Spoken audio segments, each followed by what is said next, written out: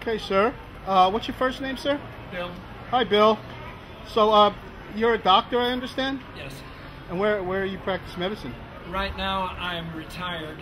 Uh-huh. I am still licensed to practice. If I have to go back into practice, I will. Uh-huh. I maintain my accreditation and I maintain my medical education so that if need be, I'll go back into practice. When I did practice in San Antonio when I was in the Air Force. I practiced in Dallas at Parkland. I practiced in Oklahoma City at the University of Oklahoma Medical Center. And I practiced in Columbia, Missouri, where I was professor and chairman of the Department of Neurology at the University of Missouri School of Medicine. Getting a little wild over there, huh?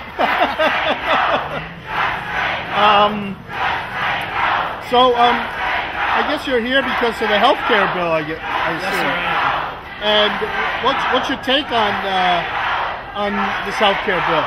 I think that the health care bills being promoted in the Senate and in the House are a heart-wrenching tragedy. And why is that? Because they will establish control of the government over our lives. It will establish control of the government over 1/6 of our entire gross domestic product, and it will be run with the criminal inefficiency that characterizes the federal government.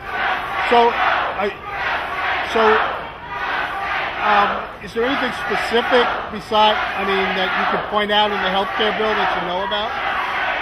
I've read the bill, and I find many, many things wrong with it.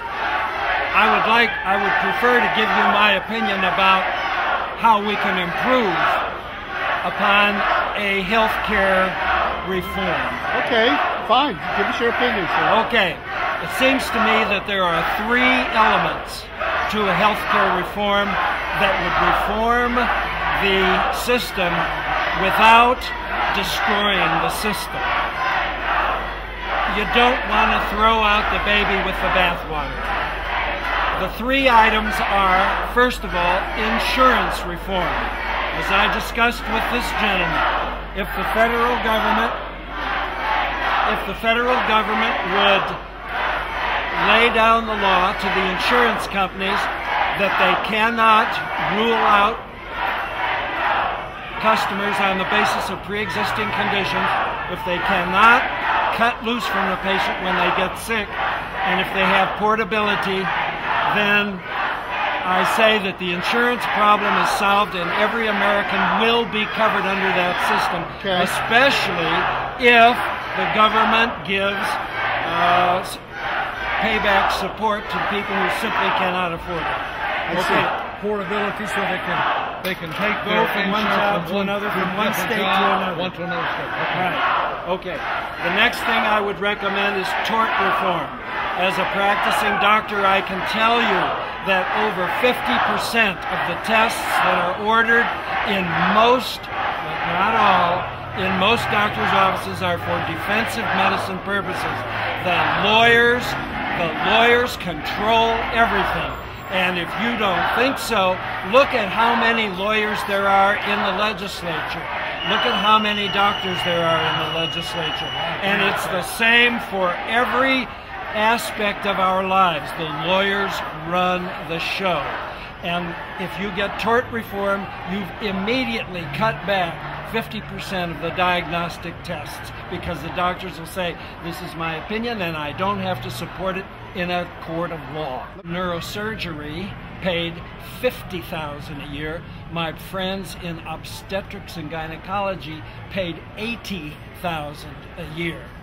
Now, it's hard to do enough births, and it's hard to do enough operations to cover that kind of a cost. And so, in my experience, and you can look at the state of Michigan, for example, where at one point they had no practicing obstetricians, none in the state of Michigan. You got to go to a midwife, nurse midwife, that was fine. And you feel that was because of the high insurance cost of malpractice? Because there was no cap on damages. And neurosurgeons are dropping out of practice left and right. There's a great big signboard in Will County, Illinois. If you're going to have an automobile accident, don't have it in Will County. We have no neurosurgeons. Tort reform is a critical issue. So insurance reform, tort reform, and the final thing, and probably the hardest thing to do, tort reform, it just takes that's no sweat at all. Just say no to the lawyers. Insurance reform, it take a little doing, but the biggie is reform of lobbying.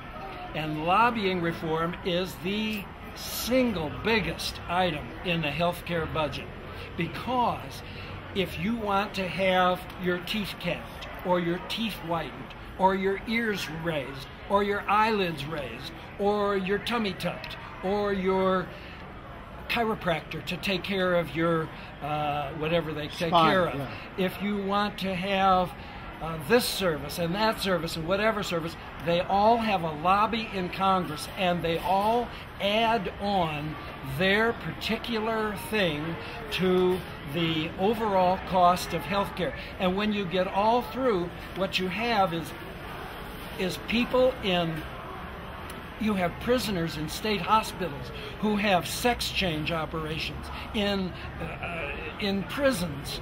They have sex change operations because the government will pay for it, and it's just crazy. Yeah, lobbying.